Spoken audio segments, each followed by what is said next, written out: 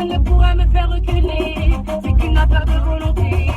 Inconnu au bataillon, j'aime bien faire de l'ombre avec mon talent. Ma boîte attire comme un aimant. Reste en place, je suis pas là pour faire semblant. Je chante mes joies et mes peines sur n'importe quel proche, m'adapte à tout sentiment. Paris, je t'aime, attends de l'oreille que j'enchaîne et que ça sert de leçon. Je chante mes joies et mes peines sur n'importe quel proche, m'adapte à tout sentiment. Paris, je t'aime, attends de l'oreille que j'enchaîne.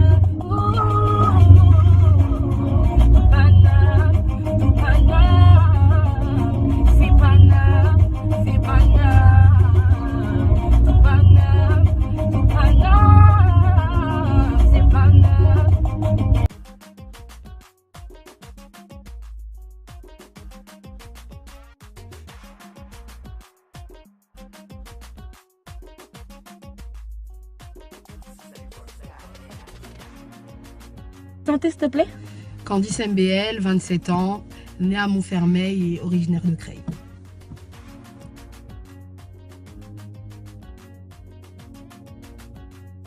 Depuis quand tu chantes?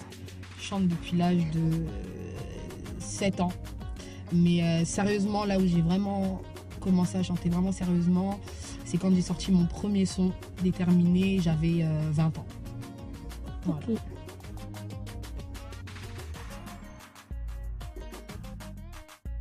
J'ai pas de style de musique en particulier, j'écoute de tout.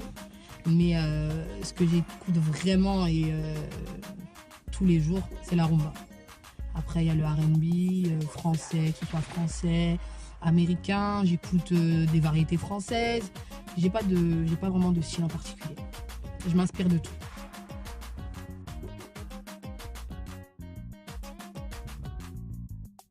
Mes influences, bonne question. J'en parlais en plus avec Arnaud, avec qui je bosse aujourd'hui.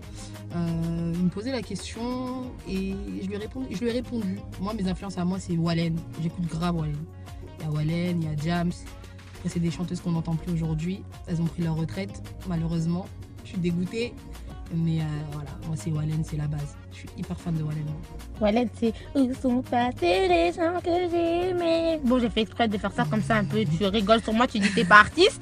C'était un peu, voilà, tu vois. Vocalement, c'est pas ça. Non, mais c'est fait exprès en même temps. Parce que si je chante, j'ai peur un peu, tu vois, que tu dis, oh, vas-y, viens avec moi au studio, chanter, etc. C'est pour ça que j'ai fait exprès. Ah, je t'invite sur un projet quand tu veux, y a pas de souci. Il y a le vocodeur qui existe. C'est mignon.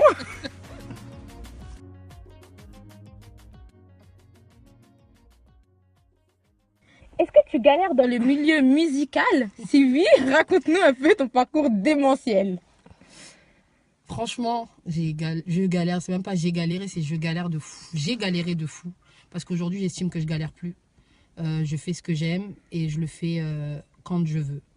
À l'époque, comme je disais auparavant, j'ai bossé avec Ariel. On posait, c'était bien, je m'y connaissais pas, c'était mon premier son que j'ai posé, c'était déterminé. J'étais trop contente. On parle de studio, on parle de texte, on parle de prod. Faut savoir que ce son-là, je l'ai écrit en 2010. Je l'ai posté, il a vraiment été en ligne dans la Six Tape des Six Hood. C'est un groupe de rap de ma ville. Il a été posté en bonus sur leur son, sur leur Six Tape, pardon. Et après ça, plus rien. Donc moi, avec le culot que j'ai partagé le son, je l'ai envoyé à tous les artistes que je pouvais envoyer. J'ai eu une réponse, j'ai eu le retour de Mokobe. À ce moment-là, Mokobe a répondu à mon mail, m'a demandé mes coordonnées. Comme je ne m'y connaissais pas, la première chose que j'ai faite, c'est que j'ai demandé à la personne avec qui je bossais ce que je devais faire. Et à ce moment-là, il m'a dit de ne pas lui donner mes coordonnées parce que j'avais pas assez de son derrière. Aujourd'hui, je le regrette parce que ça aurait peut-être changé quelque chose pour moi. Mais c'est pas grave. C'est pas grave. Après, j'ai bossé avec Nito. Nito, c'était différent d'Ariel. J'étais en studio, je faisais ce que j'aimais, mais je finissais jamais mes sons. Je sais pas, j'avais peut-être ce truc qui... J'étais pas... J'avais peut-être pas cette motivation. Donc je faisais des sons, mais j'allais jamais jusqu'au bout. Jusqu'au jour où j'ai décidé d'arrêter complètement parce que je rentrais chez moi le soir, je pleurais. Ça devenait compliqué, je comprenais pas en fait. À chaque fois que je faisais quelque chose, j'avais toujours quelque chose qui me bloquait, j'avais l'impression d'avoir le petit jab du côté de ma tête qui me disait franchement, c'est mieux pour toi, t'arrêtes la musique, et j'ai arrêté. J'ai arrêté de chanter, je chantais que pour moi, on me demandait de chanter, je chantais plus. C'est comme ça. Et jusqu'au jour où je me suis postée dans la voiture avec ma petite sœur. J'ai posté, je regardais, c'était bizarre parce que le son Kinam, il a quand même fait son buzz. J'ai regardé, j'ai cherché, mais il n'y avait aucun remix mis en ligne. Parce qu'il faut savoir que que ce soit Booba, que ce soit n'importe quel artiste qui sort un son qui fait le buzz, le son, les gens ne tardent pas. Ah, ils sont à l'affût, direct. Mais le lendemain, il y a un remix. Le lendemain, le remix, il fait 1 million de vues. Et là, je trouvais ça bizarre qu'il n'y ait personne qui l'ait fait ce remix. Donc en 5 minutes, j'ai écrit mon texte, j'ai cherché la prod, je me suis arrêtée sur le parking de Leader Price et j'ai envoyé. Et franchement, je ne m'attendais pas à ce qui est arrivé, c'était juste un truc de ouf. Mais je suis contente, aujourd'hui j'ai rencontré une personne grâce à Clayton qui nous a mis en contact. J'ai bossé, je suis rentrée en studio avec lui, il m'a invité avec lui au studio. J'ai posé des voix sur 2 chansons avec lui et par la suite je suis rentrée en contact avec Arnaud qui est le directeur, c'est le patron du studio DJK et aujourd'hui je suis en studio tous les jours pratiquement, que des nocturnes et je fais ce que j'aime et je suis sûre que là ça va aller, je suis convaincue.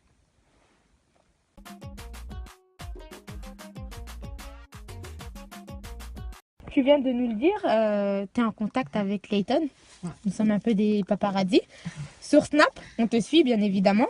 On t'a vu avec Clayton. Donc vous avez vraiment des projets en commun en préparation du coup. Ouais. On a peut-être pas un projet, c'est peut-être trop, mais ouais. J'ai posé mes voix sur 2 sons à lui.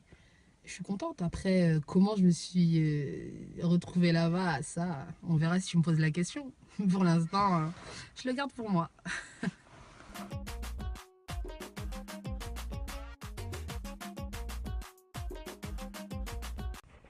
Depuis tout à l'heure, ça se sent, ça s'entend que tu es très satisfaite de ta rencontre avec Clayton et son équipe. Mais comment vous vous êtes rencontrés? Faut savoir que Clayton, je l'avais déjà rencontré en 2012. On a fait un gala de charité avec Maya qui est la présidente de l'association Sister of Africa. Donc on avait fait un gala de charité au salon Wilson et on avait invité Samba Kanté et sa team. Et dans cette team-là, il y avait Clayton. Et je me suis jamais dit que j'allais le revoir des années après. Donc j'étais chez moi. C'était le soir, il devait être quoi, peut-être 2h, 2h30 du matin. Je tiens à le préciser, 2h30 du matin. Et j'ai la street qui m'appelle. Je vois mon téléphone, je me dis, mais qu'est-ce qu'elle veut encore celle-là, cette heure-ci, elle dort pas. Elle me dit, Candice, elle se m'a crié, Candice, comme c'est là, va voir sur l'Insta de Clayton, il a sorti un son, c'est lourd. Dans ma tête, je me suis dit, mais cette fille-là, il faut savoir que elle, c'est un chat. Elle est toujours là où on ne l'attend pas. Donc je me suis dit, bon, je vais lui faire plaisir, je vais aller voir. Et je regarde, je me connecte et effectivement, en fait, la prod, elle m'a parlé tout de suite. Sans écouter ce qu'il disait, la prod m'a emporté. Et elle me dit, tu sais quoi, il faut que tu lui fasses une réponse. J'ai dit, mais qu'est-ce qu'elle veut? Elle est 2h30 du matin, les gens, ils ont sommeil. Et tu me parles de réponse. Je dis, bah non, mais répondre quoi? Mais j'étais vraiment pas prête. En plus, j'étais en pyjama. J'étais vraiment en mode maison, quoi. Donc, elle me dit, non, Candice, là, il faut lui répondre. C'est l'occasion de lui envoyer ce que tu sais faire et tout. Je dis, bon, vas-y. Moi, je me suis dit, bon, elle va se calmer, elle va pas venir. Elle m'appelle, elle est devant chez moi. Elle me dit, sors. Elle me dit, Candice, sors, je suis devant chez toi. Je dis, mais c'est pas possible, cette fille-là, elle lâche rien. Et je suis sortie. On s'est posé dans la voiture. Et j'ai écouté en quoi, même pas, franchement, en moins de 10 minutes, j'avais écrit un petit truc. Ça durait même pas 1 minute. Et elle m'a filmé et on lui a envoyé. Et franchement, même pas 2 minutes après, il nous a répondu, ouais, c'est lourd et tout. Et il nous a donné rendez-vous le lendemain au studio. Et donc voilà, on est allé chez lui. Et puis voilà comment ça a commencé avec Clayton. Voilà.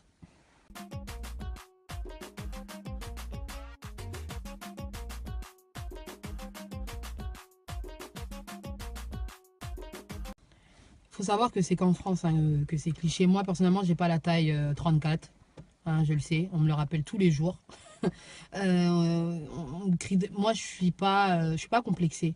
Après, c'est vrai que ici en France, pour réussir, j'ai vraiment l'impression, pardon, qu'il faut avoir une certaine taille. Aux États-Unis, ça dérange pas, hein. Mais même aux États-Unis, c'est les plus grosses qui percent le plus. Donc ici, moi, je ne fais pas une taille 34, je ne suis pas taille fine, mais tant que... En fait, je comprends pas. Moi, personnellement, je m'assume. Je m'assume et après, si réellement il faut changer qui je suis pour pouvoir y arriver, ça va être compliqué, hein. On va rentrer en guerre avec plein de personnes, hein, parce que moi, tu me dis perds 5 kilos, mais si tu me dis de ressembler à Naomi Campbell, mais là, c'est mort. Parce que c'est pas moi, tout simplement.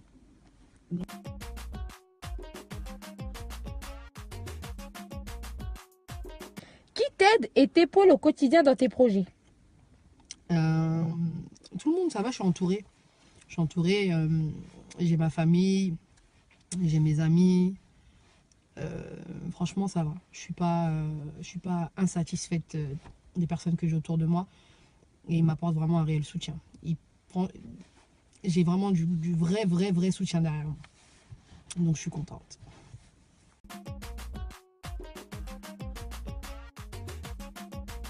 Le succès, les followers, la notoriété changent les gens. Si demain tout marche bien pour toi, as-tu le soutien moral pour t'aider à rester sur Terre? Je pense que je garderai les pieds sur terre. Ouais. J'ai un gros soutien derrière moi. Après, il faut savoir que dans tout ça, moi, ma famille, elle est à fond derrière moi. Dans ma famille, il faut savoir que j'ai des personnes connues et j'apprends chaque jour avec eux. J'apprends chaque jour avec eux et je me dis que ils seront là pour me mettre des bons coups de pied derrière les fesses si jamais je m'envole. Ils me remettront bien les pieds sur terre. Mais j'ai mes amis aussi qui pour moi sont des sœurs aujourd'hui parce que ça fait un bon moment qu'on se connaît. Je pense elles me tireront bien les oreilles aussi. Donc, voilà.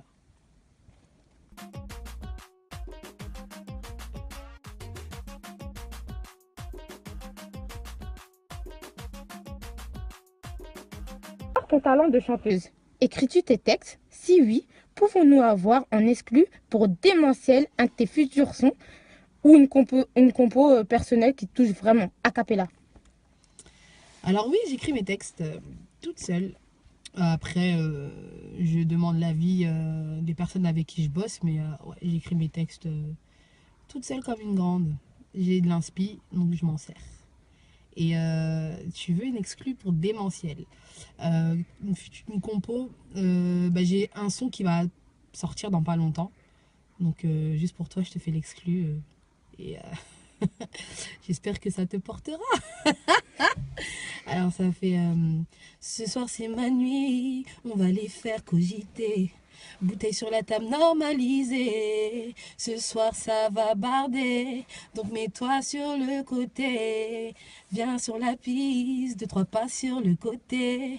Regarde-moi, n'aie pas peur d'enchaîner. Levez vos verres en l'air.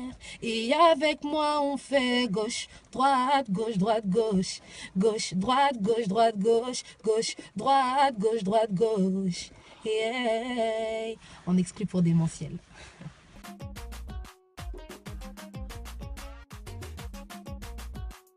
Sur les artistes que je vais te citer. MHD, Gianni, Aya, Que Black, NASA et Dadju. Alors le premier nom tu m'as dit MHD. MHD c'est juste énorme. Lui on l'a même pas vu arriver. Il a mis tout le monde d'accord et je kiffe. Franchement je kiffe lourd. Ensuite tu peux me Gianni. Gianni j'aime bien. Je l'ai réellement connu avec le son, le remix qu'elle a fait de Que Black. Et franchement, ouais, j'aime bien. Après, j'ai dit Aya. Aya aussi, Aya ça va, j'aime bien aussi. Après, j'écoute pas ça tout le temps.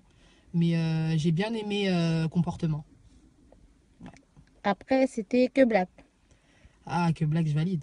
Il vient de ma ville. Je valide lourd, moi. suis à fond derrière. Y a rien. Le second vient de ta ville aussi, NASA.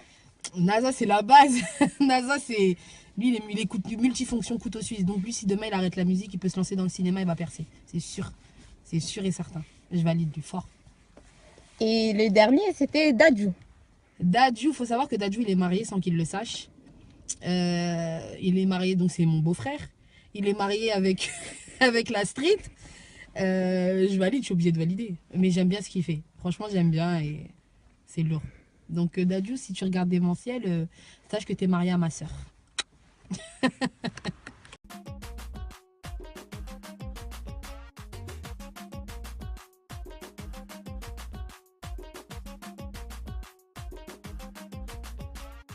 Penses-tu pouvoir prétendre un jour arriver à leur notoriété musicale? Et si oui, quelle est ta stratégie, ton plan d'action pour y arriver? Y arriver, c'est Dieu qui donne. Donc lui-même sait, hein, ça se trouve, demain j'y suis. Mais c'est Dieu qui donne et je suis pas pressée. Tout vient à point à qui sait attendre. Donc voilà. Et mon plan d'action, j'ai pas de plan particulier. Moi, mon plan, c'est de m'enfermer tous les soirs en studio, de bosser mes sons, de poster. Après, les gens sont réceptifs, donc tant mieux. Et je suis vraiment pas pressée. Mon heure arrivera, hein, on sait jamais. Qui sait?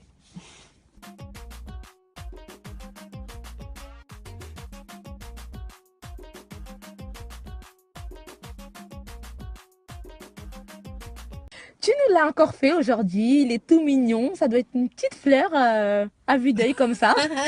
Pourquoi tu as toujours un turban? J'ai pas toujours un turban. En fait, tout dépend de mes humeurs. Je le mets, comme je peux laisser mes cheveux, comme j'aime bien. C'est un petit style que je me suis donné. Et puis voilà, après, il y en a qui aiment, il y en a beaucoup. J'ai beaucoup de personnes qui me suivent, qui me demandent de faire des tutos pour leur montrer comment ça s'attache. Et moi, j'ai commencé, pour savoir l'attacher, j'ai regardé moi-même des tutos. Donc, mais j'en ferai un pour vous montrer comment moi je l'attache. Après, je suis pas voilée.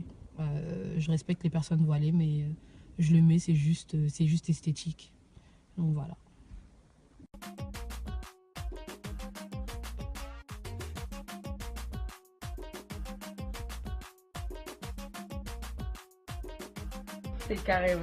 C'est carrément démentiel. Démentiel.